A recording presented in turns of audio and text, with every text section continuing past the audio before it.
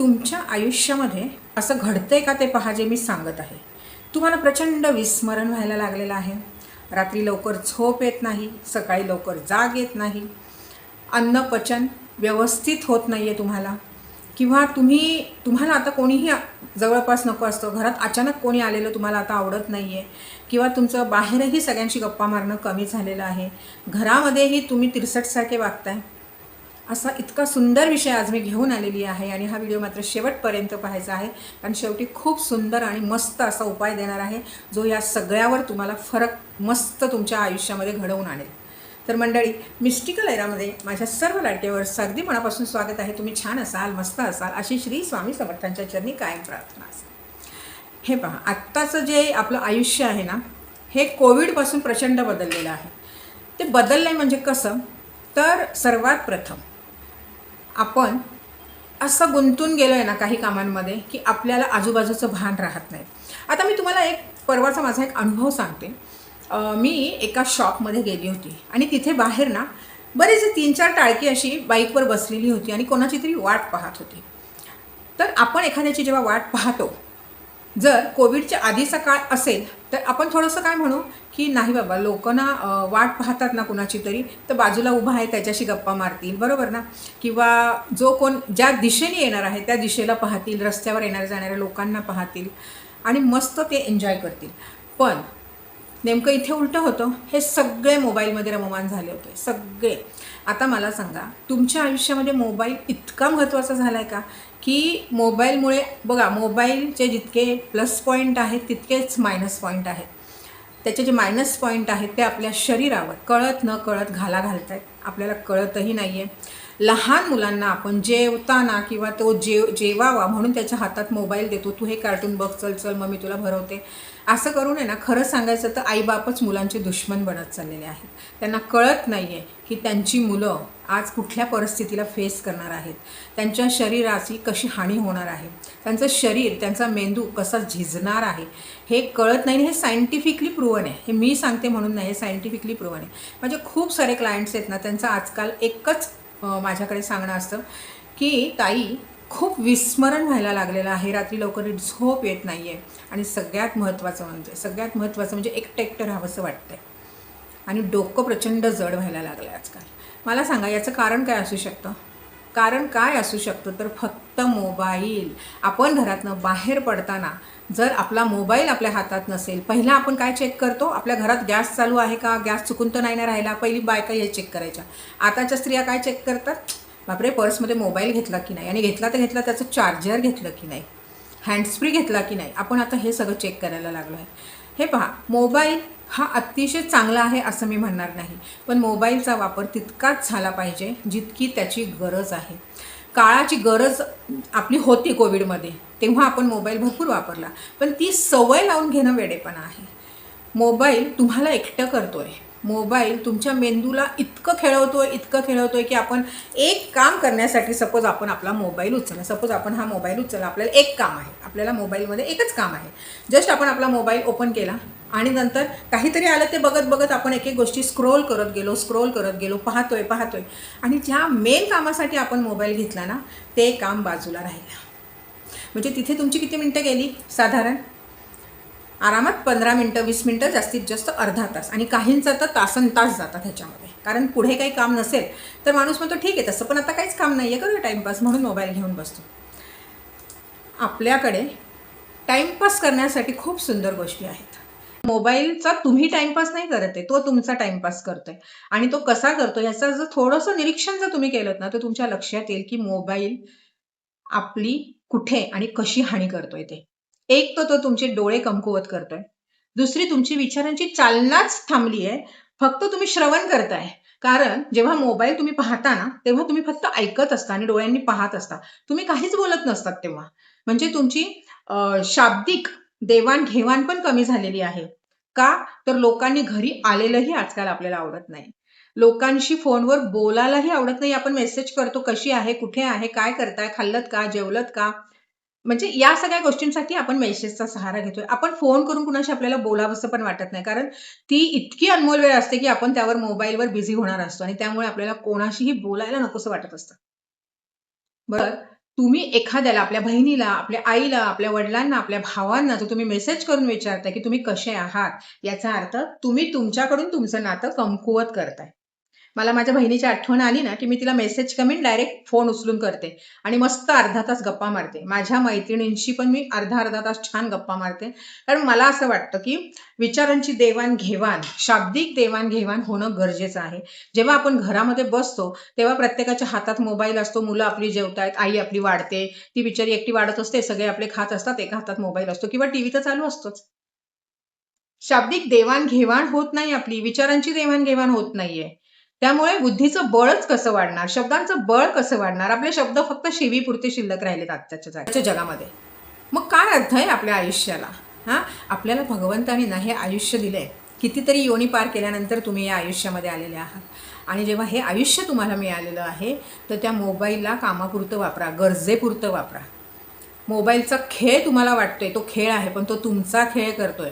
जसं मी सांगितलं, नुसतं तो तुमच्या बुद्धीला, डोळ्यांना कमकुवत नाही करत आहे, तो तुमचे शब्द तुमचे हेरावून घेतोय, तुमच्या भावना हेरावून घेतोय. तुम्हाला कोणाविषयी प्रेम वाटेन असं झालेलं आहे. तुम्हाला घरी कोणी आलेलं नकोसं वाटायला लागलेलं आहे. तुम्ही कुठे स्वतः जाणं पण तुम्हाला कंटाळा आलेला आहे. घरामध्ये बसायचं, मोबाईल बघत बसायचं, रात्री बेडवर पडलं तरी मोबाईल घेऊन बसायचं. यांनी ह्या मोबाईलने तुमच्या डोक्यामध्ये, मेंदूमध्ये डोपामिन असा तयार केला आहे ना, की तुम्हाला जगामध्ये सगळं तुच्छ वाटायला लागलेलं आहे. आणि आपल्याकडे आज अशीही काही मंडळी आहेत ज्या मोबाईलचा वापर कामापुरता करतात. ती अतिशय हुशार मंडळी. टाटासारखं व्यक्तिमत्व होऊन गेलं, पण घरात फोन होता, पण त्यांच्याकडे कधी मोबाईल नव्हता. त्यांनी मोबाईल कधीच वापरला नाही. खूप सिनियर सिटीजन आहेत की जे मोबाईलपेक्षा जास्त पुस्तकांवर प्रेम करतात, गाण्यांवर प्रेम करतात, फिरण्यावर प्रेम करतात, गप्पा मारण्यावर प्रेम करतात. आणि खरं आयुष्य हेच आहे. जेव्हा तुम्ही तुमच्या घरामध्ये मोबाईल बाजूला ठेवून एक नियम करा की जेवताना तरी कोणीच मोबाईल घ्यायचा नाही आणि टी व्ही पाहायचा नाही. सगळ्यांनी छान गप्पा मारत, दिवसभर काय केलं ह्या गप्पा मारत आपण सगळ्यांनी आज जेवायचं आहे आणि रोजच जेवायचं आहे. दिवसभरामध्ये ना एकदा तरी घरामध्ये सगळ्यांनी एकत्र जेवायचं, गप्पा मारत मारत जेवायचं, छान मस्त हसून खेळून. ते अन्न तुमच्या पोटात गेलं पाहिजे, म्हणजे ते अन्न तुमच्या शरीरावर खूप छान पद्धतीने काम करेल, छान पचेल. कारण आनंदाने खाल्लेलं अन्न आहे ते, त्यामुळे ती अन्नपूर्णा तुमच्यावर प्रसन्न होईल. तुम्ही अन्नपूर्णेला दुर्लक्षित करून मोबाईलमध्ये लक्ष घालून, टी व्हीमध्ये लक्ष घालून तुम्हाला वाटते तुम्ही जेवताय, म्हणजे तुमचं पोट भरतंय. पोट भरते लक्षात ठेवा. तुम्ही मनापासून जेवत नाही आहात, तुम्ही चावायचं म्हणून चावताय, गिळताय. बरोबर? कसं पचणार ते अन्न? अन्नपूर्णेला तिथे तुम्ही महत्त्वच दिलं नाही, तिची इज्जतच केली नाही. तर ते अन्न तुम्हाला पचेल कसं? आणि अशा ज्या व्यक्ती आहेत ना, अशा पद्धतीचं ज्यांचं सगळं चालू आहे आयुष्यामध्ये आहे ना, त्यांना प्रचंड शारीरिक हानी होणार आहे. म्हणजे त्या लोकांनी वेळेतच सावध व्हावं. आणि असे अनेक व्हिडिओ असतील जे तुम्हाला वारंवार सांगतात, पण मला वाटतं माझे काही व्ह्युअर्स आहेत जे मला ऐकल्यावर त्यांना ती गोष्ट करावीशी वाटते. मी खास करून हा व्हिडिओ त्यासाठी बनवत आहे की मोबाईलला आपल्या आयुष्याचा अविभाज्य अंग बनवू नका. मोबाईलला फक्त गरजेपुरतं वापरा. तुमच्या घरातली मुलं तुमचं अनुकरण करतायत. तुम्ही तुमच्या मुलांसमोर जर मोबाईल घेऊन बसलात तर तुमची मुलंही तेच करणार आहेत. अशी किती उदाहरणं आहेत की मोबाईलमध्ये बिझी होऊन आईने आपलं मूल वॉशिंग मशीनमध्ये पडलेलं आहे किंवा आपलं मूल वरून गॅलरीतून खाली पडलेलं आहे, याचंही भान त्या मोबाईलने ठेवलेलं नाही आहे आयांचं. आईमधली ती ममता गेली कुठे, जी फक्त मुलाकडे लक्ष देणारी आई असायची ना, ती आत्ताच्या काळामध्ये आहे ना लोप पावली आहे, नाही दिसत कुठे. खूप हातावर बोटावर मोजण्या इतक्या आया अशा शिल्लक आहेत की ज्यांनी अजूनपर्यंत मुलाच्या हातात मोबाईल दिलेला नाही आहे, त्याला चॉकलेट दिलेलं नाही आहे, त्याला कुठलीही अशी जंक फूड दिलेलं नाही आहे. अशा आया आज हाताच्या बोटावर मोजण्या इतक्या राहिलेल्या आहेत. नाहीतर अनेक आया आजकाल मुलांच्या हातात मोबाईल देतात, मुलांच्या हातात चॉकलेट देतात, मुलांना बिझी करतात, कारण त्यांना मोबाईलवर बिझी व्हायचं असतं. ह्या आयाच कसल्या मग? ह्या आया होऊच शकत नाही. ह्या आया होण्याच्या त्या कुठल्या पट्टीत पण येत नाहीत. तुमच्या मुलाचं तुम्ही काय नुकसान करताय, तुमच्या मुलींचं म्हणजे तुमच्याच त्या लेकरांचं तुम्ही नुकसान करताय. आणि तुम्हाला वाटतं की तुम्ही जर आत्ता त्यांना टाईम नाही दिलात तर ती लोकं तुम्हाला उद्या मोठे होऊन टाईम देणार आहेत. अहो, बांधिलकी जी जवळीक असते ना, त्याची बांधिलकीच राहत नाही ना कुठे. तर कशी तुमची मुलं तरी तुमची राहतील मला सांगा. ज्या आईवडिलांनी आपल्या पूर्ण रक्ताचं पाणी करून करून मुलांना वाढवलं, ती मुलंही आजकाल आईवडिलांना विचारत नाहीत. तर तुम्ही तर दुर्लक्षच करताय तुमच्या मुलांवर. ती काय तुम्हाला विचारणार आहे? ती विचारणार उद्या मोठे झाले फक्त की बाई, तुला तुझा मोबाईल आहे ना, तू घेऊन बस. आमच्या वेळेस तर तू मोबाईल सोडला नव्हतास, आता आमच्या मागे लागू नकोस, तुझा मोबाईल आणि तू. मोबाईलला म्हातारपणी मदत करणार आहे का तुम्हाला? काय करणार आहे मोबाईल? तुम्हाला हात धरून चालवणार आहे? तुम्हाला डॉक्टरकडे नेणार आहे? तुमची औषधं आणून देणार आहे? तुम्हाला घास भरवायला येणार आहे? विसरून जा हे सगळं. तुम्हाला माणसं जमवायची आहेत. म्हातारपण खराब करू नका मोबाईलने. जर आईवडिलांनी घरामध्ये हे केलं तर तुमच्याबरोबर तुमचं अनुकरण करणारी घरातली अनेक मंडळी असतील. आणि जर घरात म्हातारी माणसं असतील आणि ते जर तुम्हाला काही बोलत असतील, तुम्हाला त्याचाही राग येत असेल. ह्यांना काय करायचं आहे, मी माझी बसली आहे, मी माझे कामं उरकून बसली आहे. कामं उरकून बसले असाल तुम्ही, पुरुष असू दे स्त्री असू दे, तर तुम्हाला करण्यासारख्या खूप गोष्टी आहेत. एकमेकांशी दिवसभरांच्या गप्पा मारा. दिवसभरामध्ये काय घडलं एकमेकांना सांगा. मित्रमैत्रिणींना कॉल करून त्यांच्याशी बोला. आपल्या मुलांशी गप्पा मारा. कितीतरी गोष्टी करण्यासारख्या आहेत. जेव्हा तुम्ही घरात एकटे असता, खूप सुंदर सुंदर पुस्तकं आहेत, ती वाचा.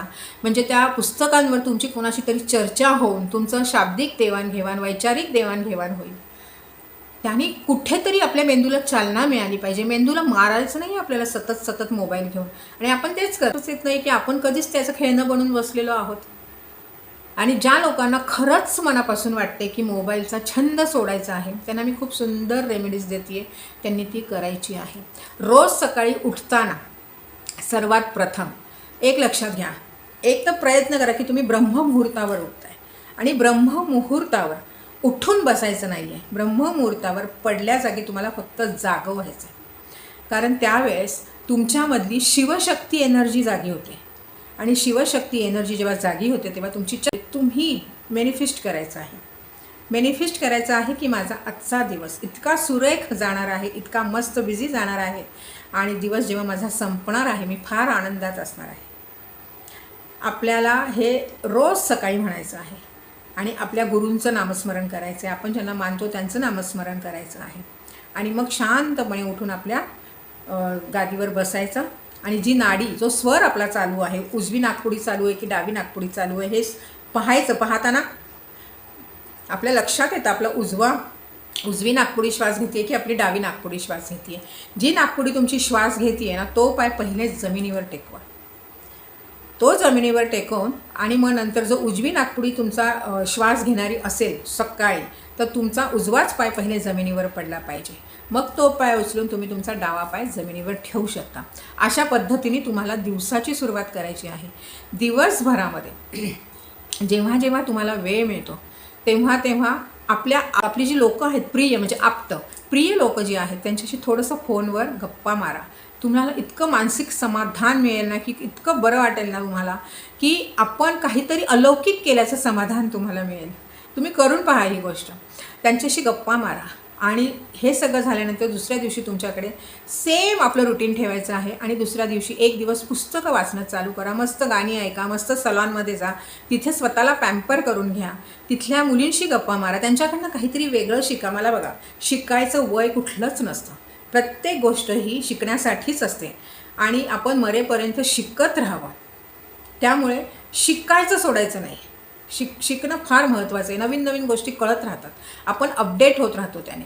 त्यामुळे जी माणसं भेटतात त्यांच्याशी गप्पा मारा. बिल्डिंगमध्ये येतात आता ती माणसं आपल्या ओळखीची माणसं असतात, त्यांना हाय हॅलो करून त्यांच्याशी गप्पा मारा. विचारा त्यांची तब्येत कशी आहे, कसे चाललं आहे लाईफ, काय चाललं आहे, हे त्यांच्याशी गप्पा मारा. त्यांनाही बरं वाटेल आणि तेही शिकतील तुमच्याकडून. तुम्ही त्यांना शिकवताय की एकमेकांशी बोलायचं आहे म्हणून. तुम्ही सुरुवात तर करा. बरं, हे झाल्यानंतर दिवसभरामध्ये आहे ना, सकाळी किंवा संध्याकाळी एक वेळ ठरवायचा आहे आणि 10 मिनटं मेडिटेशन करायचं. मेडिटेशन यासाठी करायचं आहे की तुमचं मन त्याने स्तब्ध होईल, शांत होईल. मेडिटेशनमध्ये वेगळं काहीही करायचं नाही आहे. हे कुठलंही रॉकेट सायन्स नाही आहे. फक्त डोळे मिटून शांत बसायचं. शांत, इतकं बरं वाटेल ना. डोक्यात जो विचार येतो आहे त्याला येऊ द्या आणि जाऊ द्या. मेडिटेशनचा रस्ताच विचारांमधून आहे. त्याच्यामुळे तुम्ही त्याच्याकडे दुर्लक्ष करा, विचारांकडे, आणि फक्त शांत डोळे मिटून बसा. चलबिचल होईल, धाकधूक होईल, बापरे किती वेळ झाला हेही वाटेल, पण जितका वेळ तुम्हाला बसता येईल तितका वेळ बसा. आणि हळूहळू थोडंसं टायमिंग वाढवा. म्हणजे तुम्हाला तुमच्या आयुष्यामध्ये मोबाईलची फार गरज पडणार नाही. कारण तुम्ही तुमचं आयुष्य मस्त जगायला शिकत आहात. असं सगळं वागून आपल्या मुलांशी गप्पा मारणं, आपल्या मुलांना फिरायला नेणं, मुलांबरोबर जाऊन शॉपिंग करणं, नवऱ्याबरोबर जाऊन शॉपिंग करणं, सासू सासऱ्यांशी गप्पा मारणं, मित्रमैत्रिणींशी गप्पा मारणं, आईबाबांशी गप्पा मारणं, ही एक वेगळी अनुभूती आहे. देवाला भेटण्यासारखी अनुभूती आहे ही. कळलं? देवळात जाणं, अर्चना उपासना करणं, काहीतरी मनाला भावेल असं करणं, गाणी ऐकणं, पुस्तकं वाचणं, इतरांना जाऊन आपलं गार्डन असेल तर गार्डनिंग करा, मस्त प्लांट्स घरामध्ये आणून ते लावा, घरामध्ये छान छान व्यंजनं बनवा, घर आवरा. कामवाली असेल तर कामवालीकडनं कामं करून घ्या, तिच्याशी गप्पा मारा, बघा तिच्याकडनंही तुम्ही काहीतरी शिकाल. तर मंडळी, मला वाटतं की हे जे मी सांगितलेलं आहे आज बऱ्याच जणांच्या पथ्यावर पडलेलं असेल आणि मला वाटतं की तुम्हीही तुमच्या आयुष्यामध्ये एक वेगळं आयुष्य उपभोगण्याच्या, आनंद आणि जगण्याच्या मार्गावर लवकरच चालाल अशी मला अगदी खात्री आहे. आणि मी स्वामींनाही प्रार्थना करते की माझे जितके व्ह्युअर्स आहेत त्यांना आवरा. कामवाली असेल तर कामवालीकडनं कामं करून घ्या, तिच्याशी गप्पा मारा, बघा तिच्याकडनंही तुम्ही काहीतरी शिकाल. तर मंडळी, मला वाटतं की हे जे मी सांगितलेलं आहे आज बऱ्याच जणांच्या पथ्यावर पडलेलं असेल आणि मला की तुम्हीही तुमच्या आयुष्यामध्ये एक वेगळं आयुष्य उपभोगण्याच्या, आनंद आणि जगण्याच्या मार्गावर लवकरच चालाल अशी मला अगदी खात्री आहे. आणि मी स्वामींनाही प्रार्थना करते की माझे जितके व्ह्युअर्स आहेत त्यांना मोबाईलचं व्यसन त्यांचं निघून जाऊ देत आणि ते त्यांच्या आयुष्याकडे पुन्हा परतीच्या प्रवासाला लागू देत. कारण आयुष्य फार सुंदर आहे, प्रचंड सुंदर आहे. फक्त ते उपभोगणं गरजेचं आहे. जन्माला आले आहात ना तर आयुष्य जगून घ्या, जगून घ्या. आयुष्य काढतात तर खूप जण काढतात. तो आयुष्य कसं चाललं आहे, बस चाललं आहे, खूप जण आयुष्य चालवतात. तुम्ही जगा, जगण्याला वेगळं महत्त्व आहे.